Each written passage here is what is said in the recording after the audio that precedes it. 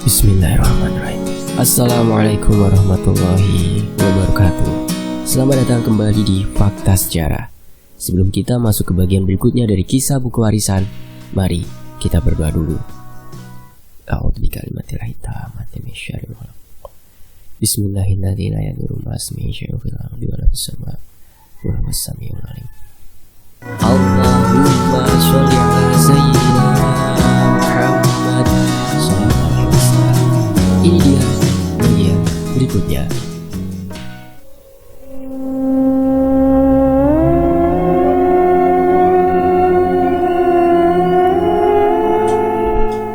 Sunyinya malam menambah kesan menyeramkan. Binatang malam pun enggan mengeluarkan suaranya. Di langit Sukabumi yang kelam, tanpa cahaya rembulan ataupun bintang yang biasanya berkelap-kelip di atas sana, gumpalan awan hitam sukses menutup cahayanya. Di atap salah satu rumah warga desa yang ramai penduduk, terbumbung asap putih pekat. Aroma kemenyan berpadu dengan bunga taman, menyeruak ke seluruh arah lalu terbawa angin. Dialah Aki Rawi, kakek dari si gadis manis yang bisa dibeli dengan uang, Syamila. Seluruh penduduk desa tersebut tahu apa profesi Aki Rawi, dukun yang biasa didatangi oleh manusia pemalas dan serakah. Sudah menjadi rahasia umum tentang kesesatan yang Aki Rawi lakukan. Hanya saja warga desa takut untuk ikut campur hal ini.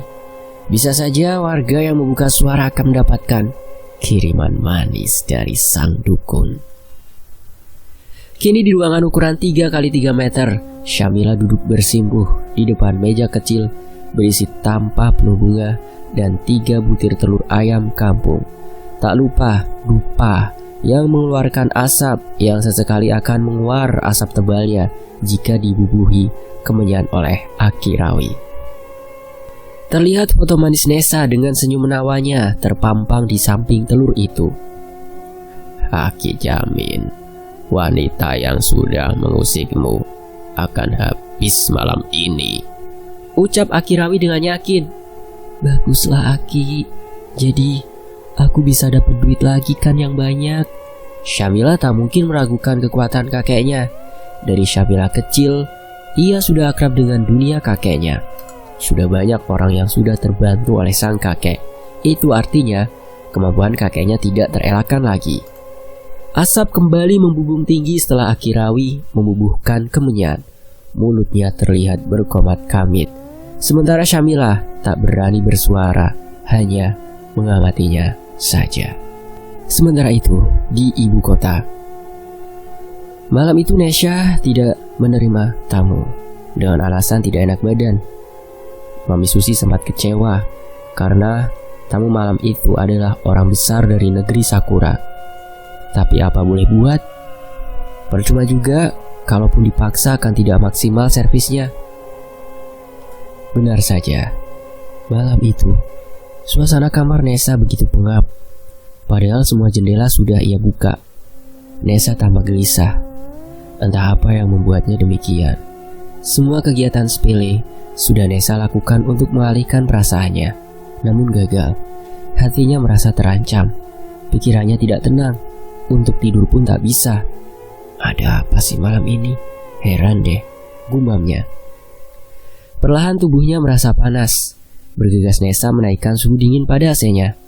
Tapi entah mengapa, panas ini semakin menjadi. Segera Nesa mengisi bathtub dengan air dingin. Lalu ia segera merendamkan seluruh tubuhnya. Air dingin ini sedikit mengurangi rasa panasnya. Lalu otaknya terus bekerja keras. Apa yang sebenarnya terjadi? Karena malam semakin larut, Nesa memutuskan untuk tidur dalam air dingin itu. Baru saja akan memejamkan mata, tiba-tiba aroma kantil mengusik indera penciumannya. Kamu tahu apa yang sedang tengah terjadi? Tanya Sriwedari tanpa menatap Nesa. Tidak, Nyi. Memangnya ada apa ini? Mengapa tubuh saya panas seperti terbakar? Tanya Nesa penuh harap pada Nyi Wedari, berharap ia bisa mendapat sedikit penjelasan atas semuanya. Hahaha. Kamu saat ini sedang disantet seseorang. Ucapnya sinis. Apa? Siapa yang melakukannya, Nyi? Tolong saya, Nyi. Jika benar saya disantet, tolong selamatkan saya. Nessa menangkupkan tangannya, memohon agar Nyi Wedari membantunya, seperti yang sudah-sudah. Nyi Wedarilah sang penolong bagi Nessa. Maaf, itu bukan tugas saya. Tugasku hanya memberimu keindahan dan kemolekan yang akan ada harganya nanti. Bukan harga itu akan kamu bayar setelah kamu mati. Jika orang yang menyantetmu menginginkan kamu mati, itu berarti akan semakin cepat aku mendapatkan bayaranku. Suara tawa Nyi Wedari menggema di kamar mandi Nessa. Belum sempat Nessa mengiba, Nyi Wedari sudah menghilang tanpa meninggalkan jejak. Nessa tidak menyangka Nyi Wedari akan berkata demikian. Oh ya, lupa, Nyi Wedari adalah jelmaan iblis, dan tugas iblis memang untuk menjerumuskan manusia dengan segala tipu daya. Nessa terkekeh meratapi dirinya. Betapa bodohnya ia yang dengan mudah terperangkap oleh iblis wanita itu. Ia berharap Nyi Wedari dapat menolongnya dari cengkeraman santet ini, tapi justru dia malah menertawakannya. Sungguh menyedihkan sekali nasibnya kini. Rasa panas semakin menjadi dan menjalari seluruh tubuhnya. Perlahan bagian wajahnya timbul benjolan-benjolan kecil. Nessa hanya bisa meringis kesakitan sambil terus mengguyurkan shower ke sekujur tubuhnya dengan air dingin itu. Air matanya mengalir deras bersama air yang telah bercampur nanah. Rasa sakit itu melebur menjadi satu bersama penyesalannya. Mau tak mau, ia harus menikmatinya. Benjolan itu melebar hingga ke bagian tangan dan kaki. Sementara dari kejauhan, dukun laknat bersama cucunya tersenyum puas. Saingannya tengah meraung-raung kesakitan. Wajah ayunya sudah tidak ternilai lagi. Apalagi terdapat banyak benjolan di sekujur tubuhnya yang mengeluarkan cairan berbau busuk. Menjijikan. Entah sudah berapa lama Nessa merendam tubuhnya. Walaupun dari luar tubuh Nessa tampak menggigil, sesungguhnya rasa panas seperti bara api yang Nessa rasakan, ditambah rasa sakit dan bau busuk yang berasal dari tubuhnya. Air jernih betap itu kini sudah keruh bercampur nanah serta darah yang berasal dari benjolan-benjolan itu. Ingin rasanya Nessa mati saja dengan segera daripada merasakan sakit dan panas yang tidak suruh juga. Di tengah kepasrahannya terdengar ketukan pintu dari luar sana. Jangankan untuk membukakan pintu, untuk bersuara saja ia tak mampu. Di tengah kesadarannya yang kian menipis, Nessa mendengar seseorang sedang berusaha mendobrak pintu. Brak. Nessa, lo di mana? Ini gue. Terdengar suara panik perempuan yang amat dikenalnya. Perempuan itu memasuki seluruh ruangan di dalam apartemen Nessa, kecuali kamar mandi. Dengan cepat ia berlari menuju kamar mandi, lalu membukanya. Ya Allah, ya Tuhanku, Nessa! Ia terpekik melihat keadaan Nessa yang memprihatinkan itu. Hanya gerakan bibirnya saja yang bergerak. Kontan Mia langsung menghampiri Nessa dengan uraian air mata yang sedari tadi sudah mengalir. Sejak sore Mia sudah merasakan ada sesuatu yang tidak beres dengan sepupunya itu. Dengan langkah mantap, Mia memacukan mobilnya ke apartemen Nessa. Benar saja, sepupunya itu sedang tidak baik-baik saja. Ya Allah, Nes, lo kenapa kayak gini? Ucap Mia dengan suara parau. Susah payah ia mengeluarkan Nessa dari bak mandi. Meskipun setengah sadar, Nessa tahu Mia memperlakukannya dengan tulus. Terlihat dari raut kesedihannya. Ia menyesal telah mengabaikan pesan Mia kala itu. Namun nasi sudah menjadi bubur. Kini ia harus menerima sebab akibat dari perbuatannya. Dengan telaten Mia melepaskan seluruh pakaian Nessa yang kuyup. Meskipun bau busuk dan nanah bercampur darah terus mengalir, tak ada rasa jijik. Yang ada hanya kekhawatiran akan nasib Nessa. Tetes air mata turut menghiasi tangan Mia yang sedang mengeringkan tubuh Nessa dengan handuk. Setelah itu Mia memakaikan Nessa pakaian. Halo, ambulan, tolong datang ke apartemen Cahaya Mentari, Tower A, lantai 16 nomor 8. Segera Pak, ini sangat darurat. Setelah menghubungi petugas medis, Mia memencet tombol hijau dengan kontak Mama. Halo Ma, Nesa pingsan. Pingsan kenapa sayang? Terdengar suara mamanya di seberang sana. Aduh Ma, aku gak bisa jelasin sekarang. Ini aku udah telepon ambulan. Nanti kita ketemu di rumah sakit Insan Medika ya Ma. Iya sayang. Setelah sambungan terputus, mata Mia kembali pada Nesa. Napas Nesa tampak sedikit tersengal. Nanah dan darah itu semakin deras saja. Dengan tisu, Mia mengelapnya perlahan hingga petugas ambulans datang. Sepanjang perjalanan menuju rumah sakit, tak ada satupun kata yang keluar dari bibir Mia. Hanya genggaman tangan terus ia tautkan pada jemari penuh borok itu. Dalam hati ia terus memohon pada Tuhan agar Nesa selalu dalam lindungannya. Beberapa minggu ini ia memang tidak mengetahui pasti keadaan Nesa sejak ia berkunjung kala itu. Penyakit jenis apa yang menggerogoti tubuh Nesa juga Mia tidak tahu. Karena sepengetahuannya, Nesa adalah pribadi yang bersih, tidak jorok. Tapi mengapa kulit sekujur tubuhnya banyak ditumbuhi koreng bernanah? Sementara itu di sisi lain, di Sukabumi, tugas Aki selesai. Sekarang biarkan peliharaanku yang menyelesaikannya. Istirahatlah, perintah Aki Rawi pada Syamila. Baik Aki, esok aku akan kembali ke Jakarta. Aku ingin melihat secara langsung perempuan sok kecantikan itu yang sekarang sudah sangat menjijikkan, ucapnya sinis. Aku pulang Ki, sampaikan salamku pada Nini, sambungnya. Karena malam semakin larut, Syamila langsung pulang tanpa menyalami neneknya yang telah tertidur. Setelah keluar dari rumah, ia menuju mobilnya yang terparkir di halaman. Syamila mendapati banyak mata yang mengawasinya. Walaupun ini hal biasa yang ia lihat sejak kecil di rumah ini, tetap saja ini menyeramkan. Peliharaan kakeknya memang dibiarkan berkeliaran di sekitar rumah. Tak jarang, tetangga yang melintas menjadi bahan keisengan makhluk tak kasat mata itu. Syamila melaju dengan kecepatan rendah, karena rumah orang tuanya tidak begitu jauh. Jadi hanya waktu 5 menit sudah sampai.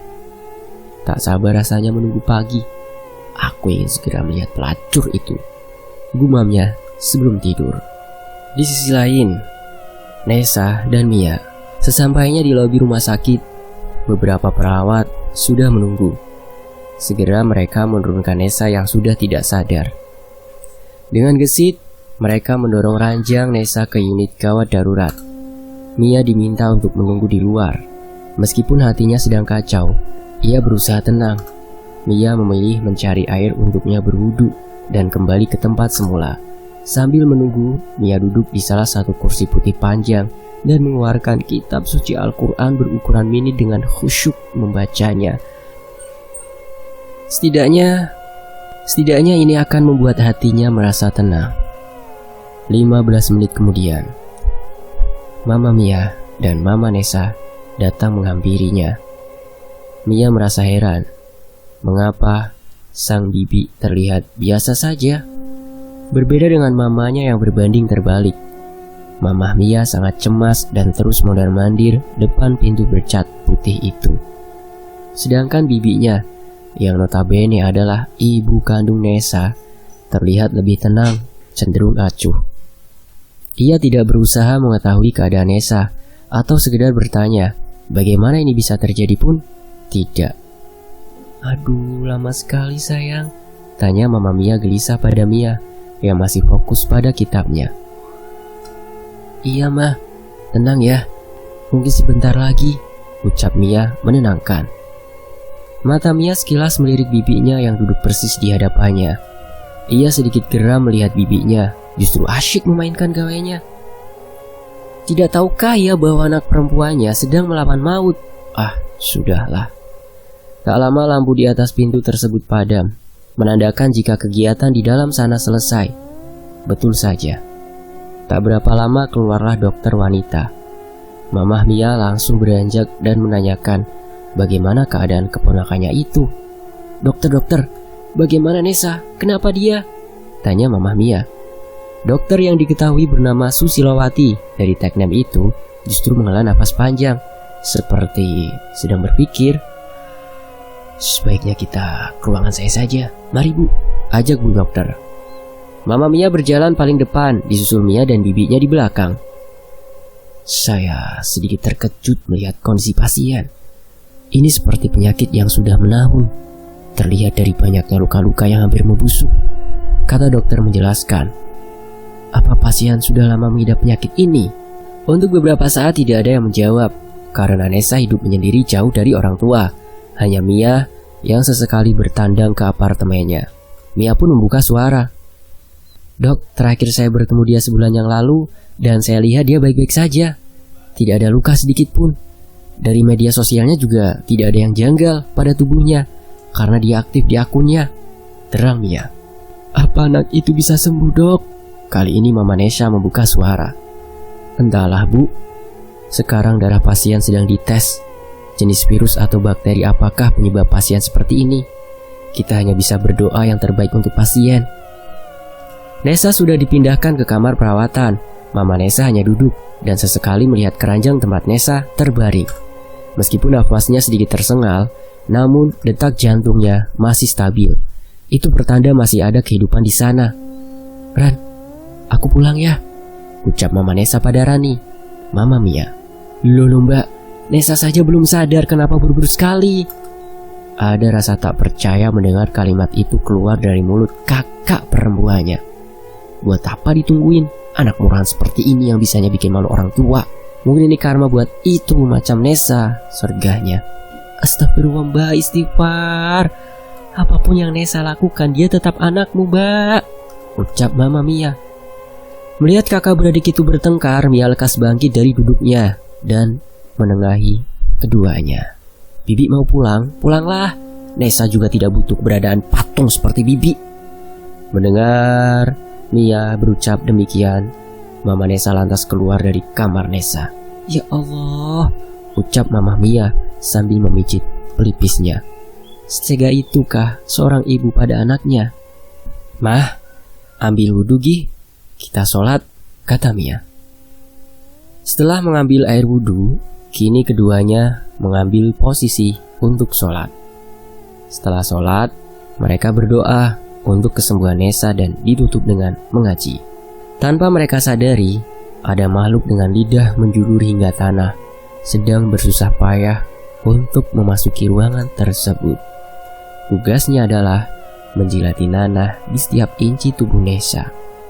Dengan begitu pembusukan pada Nessa akan semakin cepat hingga nyawa itu terlepas dari tempatnya. Sementara itu Nyi Wedari dengan setia menunggu jiwa itu untuk ia bawa ke alamnya untuk menjadi budak. Setelah beberapa kali mencoba dan tetap gagal, makhluk itu lantas menghilang. Tak lama Nessa sadar. Ia berusaha menggerakkan jarinya. Ia ingin minum. Tenggorokannya terasa kering seperti tidak minum beberapa hari. Melihat pergerakan jari Nessa, Mia langsung menghampiri. Nes, lu udah sadar? Lu mau apa? Mau minum? Seakan tahu keinginan Nessa, Mia meraih botol berisi air mineral dan membukanya, lalu meminumkan menggunakan sedotan pada Nessa. Tenggorokan Nessa yang kering kini sudah dialiri air. Setelah itu, mani keduanya bertatapan. Nessa tidak menyangka ia masih hidup dan Mia penolongnya, saudara yang ia anggap remeh. Tak terasa bulir bening itu menetes dengan sendirinya. Mia, maafin gue, ucapnya lirih. Shh, gak ada yang perlu dimaafkan, kata Mia dengan meletakkan telunjuknya di bibir pucat Nessa. Sayang, kenapa bisa kayak gini? Ayo cerita sama tante, kata Mama Mia lembut. Nessa berusaha mengingat kejadian demi kejadian sebelum ia tak sadarkan diri. Malam itu udara kamar terasa pengap dan lama-kelamaan menjadi panas. Lalu aku berendam. Gak lama kayak gini tante, tutur Mia dengan melihat keadaan tangannya yang penuh luka bernanah. Air mata kembali mengalir. Mia dan mamanya akhirnya tahu sebab musabab Nessa seperti ini. Ia terkena ilmu hitam. Saat kakek Mia masih hidup, banyak orang berdatangan dengan penyakit serupa. Tak lama kulit orang tersebut akan kembali seperti semula. Andai Mbah Kakung masih hidup, mungkin beliau bisa mengobati kamu sayang, ucap Mama Mia sambil mengelus rambut Nessa. Mbah Kakung? Tanya Nessa. Tante, tolong tinggalin aku sama Nessa di sini sebentar saja, pintanya pada Mama Mia. Mama Mia pun mengangguk dan keluar kamar. Mama Mia kemudian ke kantin untuk sekedar mengisi perutnya yang kosong. Gue mau ngomong sesuatu, tapi gue mohon lu jangan marah ya, ucapnya Nessa yang masih lemas. Iya Nes, gue janji gak marah kok, ada apa? Sebenarnya buku Mbah Kakung itu gue yang ambil. Tangis Nessa pecah. Sudahlah, gak apa-apa, gue tahu kok. Lu tahu Mi? Tanya Nessa heran. Jadi sebenarnya Mia tahu bahwa dialah pencuri itu, tapi kenapa Mia tidak terus terang? Iya gue tahu. Kenapa nggak langsung lu minta waktu itu kalau lu tahu buku itu ada sama gue? Ya gue pikir lu kan sama-sama cucu Mbah Kakung. Jadi apa salahnya kalau itu buku ada di elu? Kakung bilang itu buku akan berguna jika dipakai. Tapi untuk apa dulu tujuannya? Jika untuk hal-hal yang positif, pasti akan menuai hasil yang positif juga. Begitupun sebaliknya, ucap Mia. Tunggu, lu gak manfaatin itu buat hal buruk kan? Kembali Mia berucap. Bukannya menjawab, ia justru kembali menangis. Gue udah pelajari dan melakukannya untuk kecantikan dan untuk memikat Pak Bimo. Nessa sangat menyesal. Astaga, gue udah peringatin Nes, tapi kenapa? Suara Mia terdengar naik 1 oktav. Gue minta maaf, gue nyesel Mia, tolongin gue.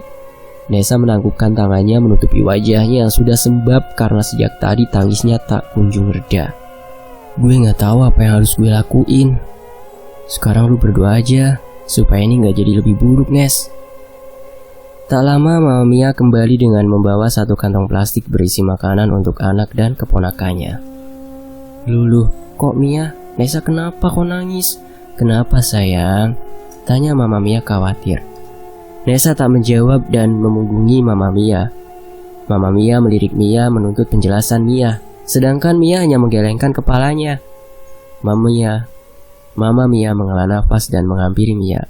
Sayang, ini makan dulu, perintahnya. Mia pun dengan lahap menyantap roti kasur isi selai kacang kesukaannya ditemani air botol berisi teh yang dingin.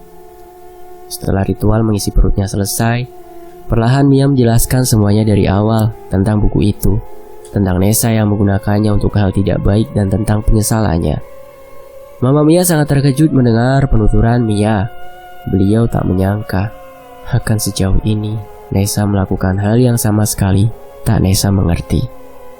Ayahnya saja sejak remaja telah menekuni ilmu-ilmu itu yang tentunya dipergunakan untuk menolong sesama.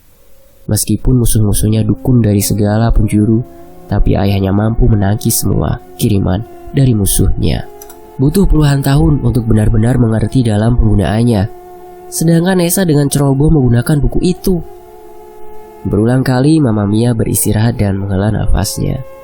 Sejenak, Mama Mia mencoba mencari solusinya untuk masalah ini. Karena penyakit Nessa bukan penyakit medis. Bisa saja penyakit ini pengaruh dari buku tersebut. Besok coba Mama bicarakan ini sama Mbah Ahmad. Semoga beliau dapat membantu kita ya. Sekarang kamu tidur. Ini sudah sangat larut. Mia pun terlelap dalam pangkuan mamanya. Mbah Ahmad adalah adik dari Mbah Kakung. Dulu Mbah Ahmad juga berguru bersama Mbah Kakung di perguruan yang sama, namun tidak selesai. Mbah Ahmad mundur karena fisik dan mentalnya tidak mampu menyerap ilmu kebatinan tersebut. Jika dipaksakan, akan berdampak buruk baginya. Bisa saja beliau menjadi hilang akal atau ODGJ, atau bahkan kehilangan nyawanya. Assalamualaikum Nessa, ucap seseorang sesaat setelah pintu terbuka. Waalaikumsalam, jawab Nessa lemah. Bagaimana kabarmu, Duk? Seseorang dengan jalan sedikit membungkuk menghampiri tubuh Nessa yang masih terbaring. Senyumnya sangat jumawa. Seperti yang Kakung Sepuh lihat, Kong. Kini Mia yang angkat bicara. Selama dirawat, hanya Mia dan keluarganya yang menemani. Mamahnya beberapa kali datang, lalu pergi lagi. Ayahnya, semenjak bercerai dengan mamanya, ayahnya tak ada kabar beritanya. Sedangkan ayah tirinya yang bejat itu tak pernah sekalipun menjenguk Nessa. Untung saja ia mempunyai tante dan sepupu yang tulus merawatnya. Kakek Ahmad mengangkat tangannya dan mengelus pelan rambut Nessa dan berakhir di keningnya. Usapan itu terhenti sejenak di kening Nessa. "Sejak kapan kamu mengenal iblis wanita itu?" tanya kakek Ahmad dengan mimik wajah serius. "Mungkin 6 bulan yang lalu, Kakung," ucap Nessa. Matanya menerawang jauh, seolah sedang memikirkan sesuatu. "Kamu tahu hukuman apa yang pantas untuk manusia yang menyekutukan Allah demi kesenangan pribadi?" tukas kakek Ahmad. Nessa pun menggeleng lemah, sementara Mia dan mamanya hanya memperhatikan. "Berat untuk hukumannya. Jika saja kamu menggunakan buku milik almarhum dengan bijak, mungkin ini tidak akan terjadi. Tentang penyakit yang kamu alami ini adalah penyakit kiriman. Seseorang yang tidak menyukaimu yang mengirimkannya. Kamu bisa saja berbangga hati, karena buku itulah yang membantumu mencapai segala hal. Tanpa kamu sadari, ada manusia lain yang iri padamu dan berusaha melenyapkanmu." Dengan suara berat kakek Ahmad menjelaskannya. Nessa hanya mampu termenung penuh sesal dan sesekali air matanya menetes. Betapa ia terlalu terlena akan kemudahan yang iblis wanita bernama Nyiwadari itu berikan. "Lalu, apa penyakit kiriman orang itu bisa disembuhkan, Kong?" tanya Mama Mia. "Sebetulnya, sejak kalian di sini ada makhluk jahat yang menunggu kalian lengah. Saya melihatnya saat akan masuk ke sini." Mendengar penuturan Kakung Ahmad, semua orang kaget dan juga takut. "Astagfirullah, Kong," Mia ikut menimpali. "Kamu beruntung, Nessa. Kamu dijaga kedua orang solehah ini yang selalu menjaga sholat serta wudhunya. Itu yang membuat makhluk jahat itu tak mampu menyentuhmu. Jika saja Mia dan ibunya tidak menjagamu, mungkin kamu sudah mati," terang kakek Ahmad. "Apakah aku bisa selamat, Kong?" tanya Nessa lirih. "Untuk penyakitmu, insya Allah Kakung mampu. Tapi untuk membuatmu lepas dari jin wanita itu, kamu harus berusaha sendiri. Karena perjanjian yang terlanjur kamu sepakati bersama jin itu, saya tidak bisa ikut campur." Meskipun kakek Ahmad tidak tuntas dalam menuntut ilmu kebatinan, namun kakek Ahmad bisa menyembuhkan penyakit dari sihir ini. "Rani?" "Iya, Kung," sahut Mama Mia. "Ambil wudhu. Kita sholat berjamaah. Kamu juga, Mia," titahnya. Mereka pun mengikuti perintah kakek Ahmad. Setelah itu mereka sholat berjamaah diimami oleh kakek Ahmad. Di depan kakek Ahmad sholat sudah tersedia baskom berisi air. Selesai sholat kemudian dilanjutkan dengan mengaji, memohon kesembuhan untuk Nessa. Di saat yang bersamaan, jin yang sedari tadi berada di luar ruangan terus menggeram marah. Ia selalu terpental saat akan memasuki kamar perawatan Nessa. Tembok itu seperti dikelilingi oleh bara api, hingga jin itu tak dapat menembus tembok tersebut. Tak lama jin itu kembali pada dukun yang memerintahkannya. "Rani, tolong basuh Nessa dengan air ini. Pisahkan 1 gelas untuk diminum," ucap kakek Ahmad setelah selesai mengaji. Dengan masih menggunakan mukena, Rani mengusap benjolan bernanah itu dengan handuk, dibantu oleh Mia. Airnya panas, Kong," kata Nessa saat kulitnya bersentuhan dengan handuk basah itu. Mia pun dibuat bingung karena air ini sama sekali tidak panas. Justru, menurutnya air ini dingin karena tadi saat sholat dan mengaji, air ini berada tepat di bawah AC. "Itu reaksi dari residu sihir yang berada dalam dirimu. Ayo, lanjutkan, Mia." Mia dan mamanya dengan sangat hati-hati mengusap bagian-bagian tubuh Nessa yang berborok itu. Sementara Nessa terus meringis kesakitan. bau busuk yang memenuhi ruangan itu tidak mereka hiraukan. Mereka melakukan dengan tulus hingga aroma seperti ini tidak berpengaruh apapun pada mereka yang ikhlas. Kakek Ahmad yang sedari tadi hanya duduk, perlahan bangkit dan kembali mengusap kening Nesa. Mia dan mamanya yang sedang mengusap kaki Nesa melihat apa yang tengah kakek Ahmad lakukan. Mulut kakek Ahmad berkomat kamit dan sesekali menggeram. Telapak tangan kakek Ahmad terus mengusap kening Nesa, bahkan semakin lama semakin kasar. Tak lama, sebuah bunga kantil keluar dari kening Nesa. Bunga itu sudah layu dan kering, terlihat dari penampakannya yang sudah hitam kecoklatan.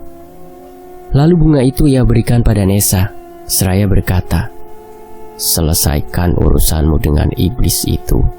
Iblis itu sejatinya hanya memanfaatkan manusia yang lemah iman. Hati-hatilah, dia menginginkan kematianmu." Jikapun Nesa harus mati, Nesa harus relaku.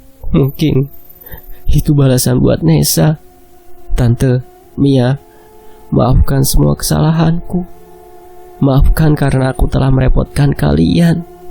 Tangis itu semakin kencang walau tak bersuara.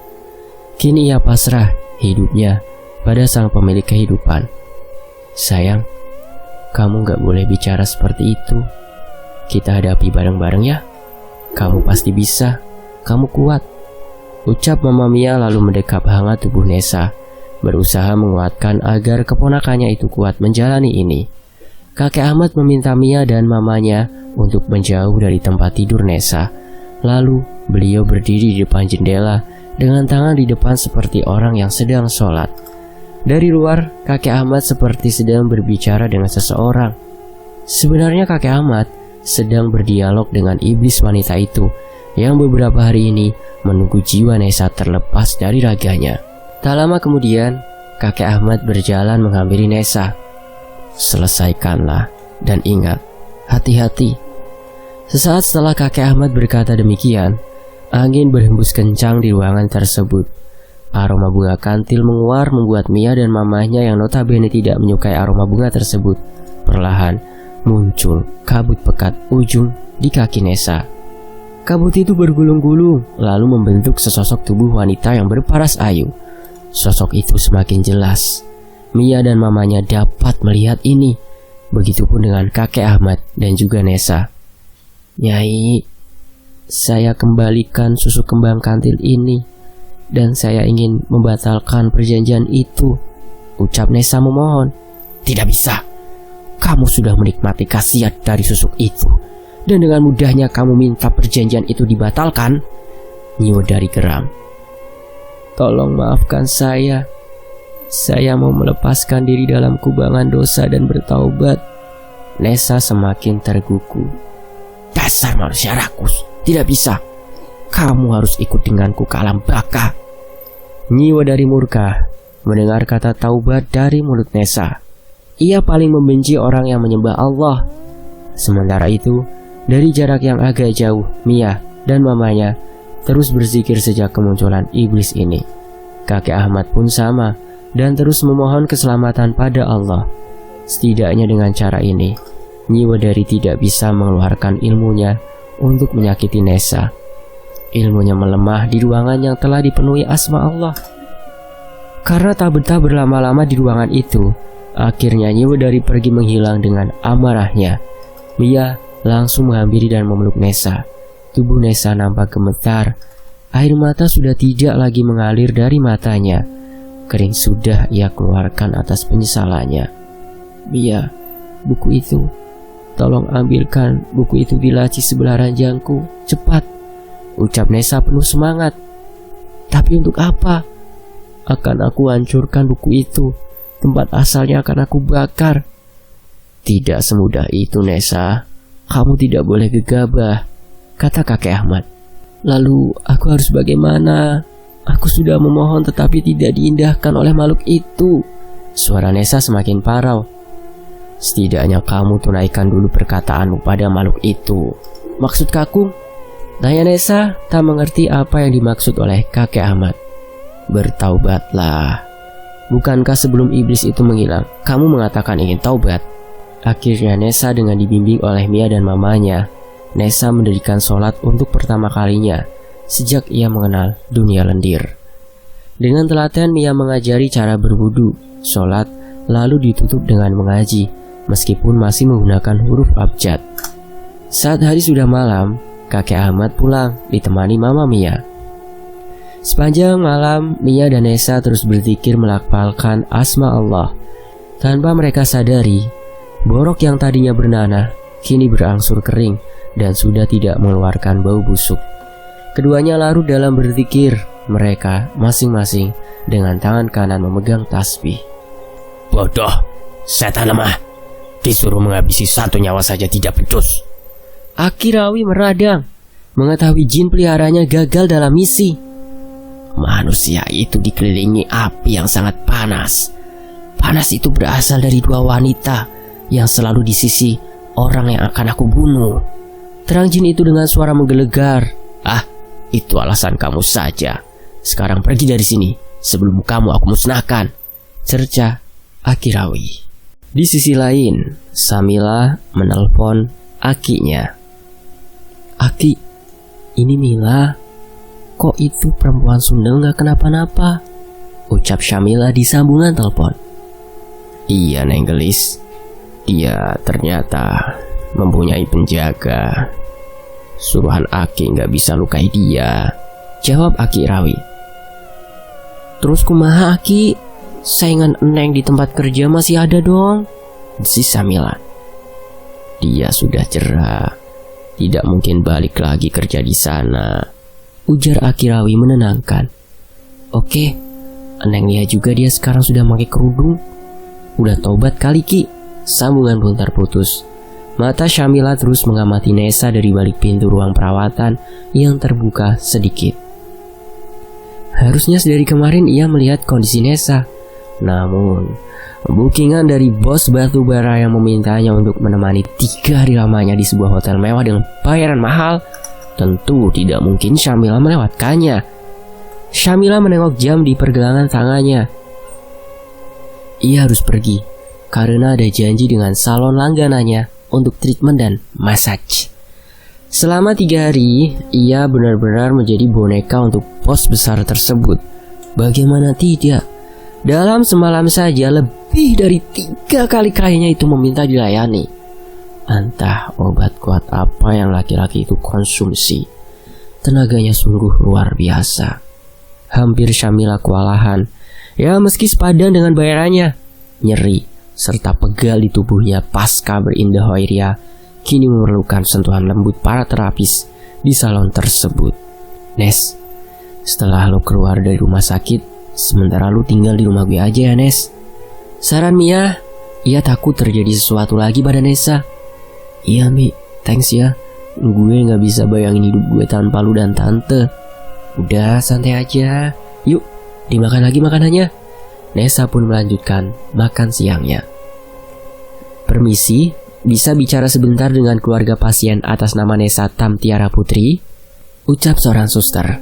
Saya sus, jawab Mia. Dokter bilang hari ini pasien sudah boleh pulang. Nanti sekitar 1 jam lagi dokter akan mengontrol kembali keadaan pasien, hanya untuk memastikan apakah kondisi pasien sudah benar-benar pulih atau belum. Silahkan urus administrasi dan ini resep obat yang harus ditebus dan diminum di rumah, kata suster. Oh, baik sus. Kalau nunggu mama saya dulu gak apa-apa kan? Tanya Mia. Karena ia tidak punya uang sebanyak itu untuk membayar biaya rumah sakit. Iya gak apa-apa. Saya tinggal dulu ya, permisi. Suster itu pun berlalu. Berapa Mi? Tanya Nessa. Mia pun menunjukkan rentetan angka pada kertas putih itu. Udah, nanti biar nyokap aja yang ngurus. Lo istirahat aja, bentar lagi dokter datang, ucap Mia mengelus punggung Nessa. Tak lama, Mama Mia pun datang. Lalu Mia menunjukkan tagihan rumah sakit. Ya udah, Mama bayar dulu ya. Mama Mia berlalu menuju bagian administrasi. Lagi-lagi Nessa sangat beruntung mempunyai saudara sebaik Mia dan mamanya. Sedangkan Orang tua kandungnya sendiri sudah tidak sudi. Sebenarnya Nessa menjadi seperti ini juga karena ayah tirinya yang hobi menikmati Nessa. Mengadu pun percuma. Mamanya sudah dibutakan oleh cinta. Karena jengah akhirnya Nessa terjun ke lembah hitam itu. Setelah melunasi pembayaran, Mama Mia mencoba memfoto bukti pembayaran, lalu mengirimkan ke nomor Mama Nessa.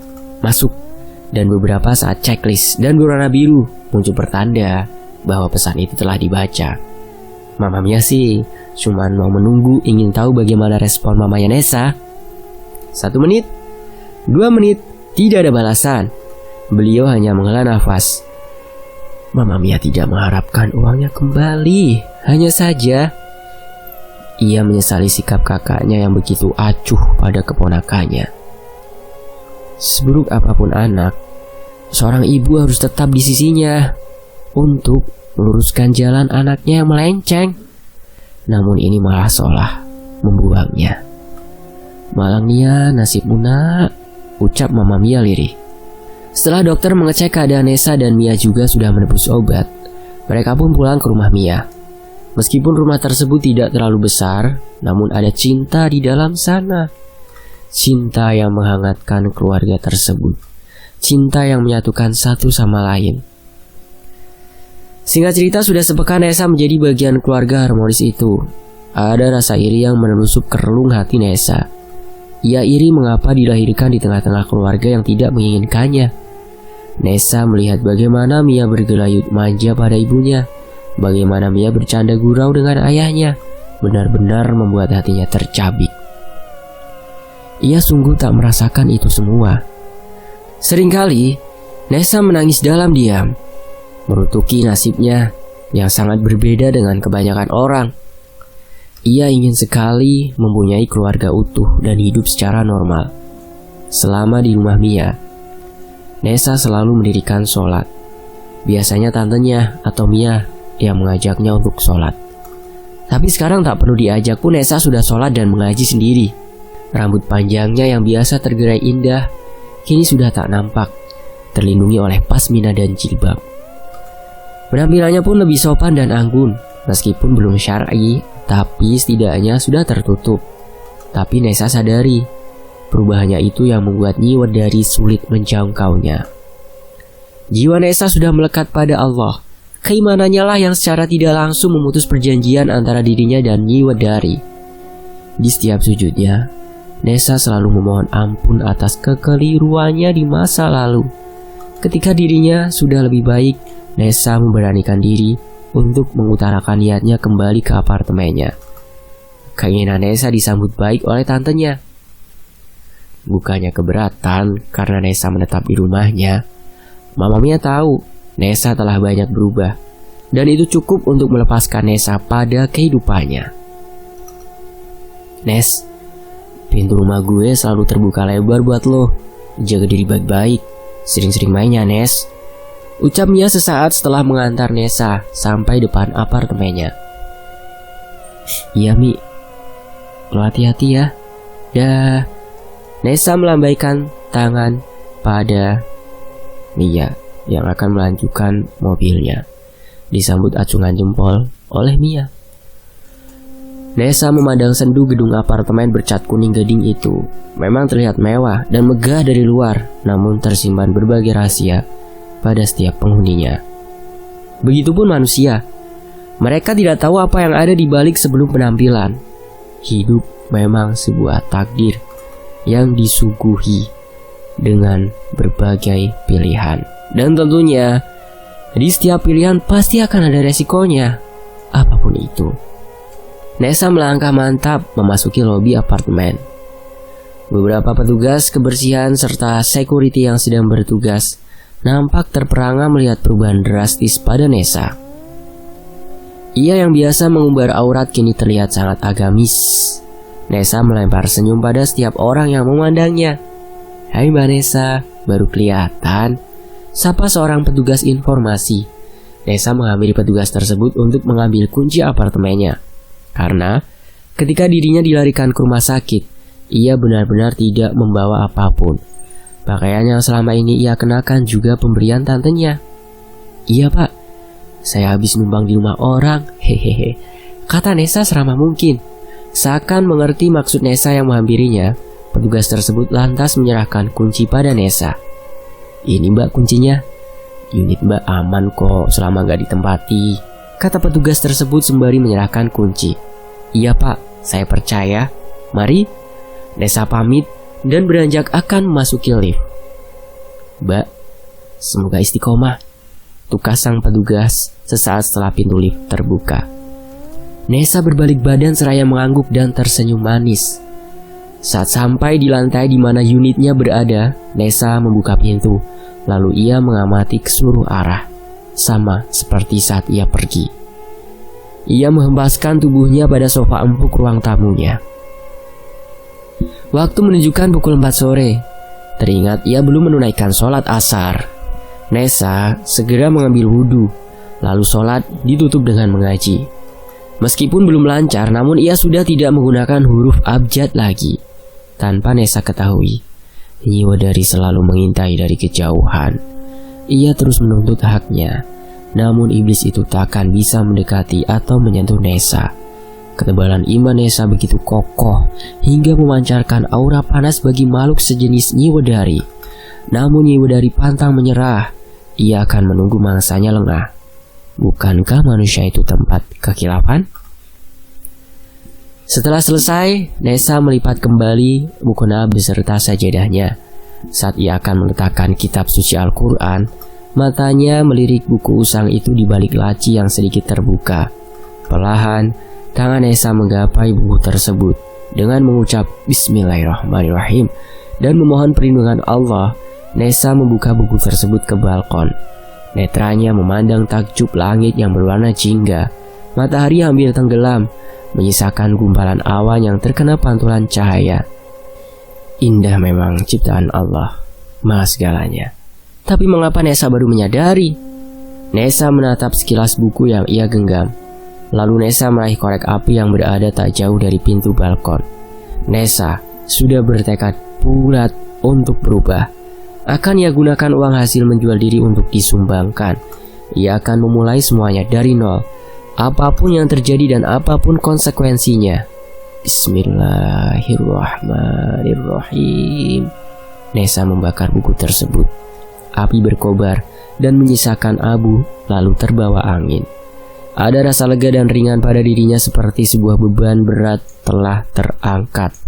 Ia memejamkan mata dan menikmati semilir angin sore hari yang entah mengapa kali ini rasanya begitu berbeda. Sungguh nikmat anugerah Sang Maha Pencipta alam semesta. Kisah ini selesai. Demikianlah sekelumit kisah dari seseorang yang mungkin bisa kita jadikan sebagai bahan pembelajaran. Dan semoga ada hikmahnya ya. Kasih buat penulisnya ya, Mams Gibran Ayah Wibowo, dan tentunya buat teman-teman yang udah mau menyimak kisah ini di sini. Sampai jumpa di kisah lainnya. Wassalamualaikum warahmatullahi wabarakatuh. Tetap di Fakta Sejarah.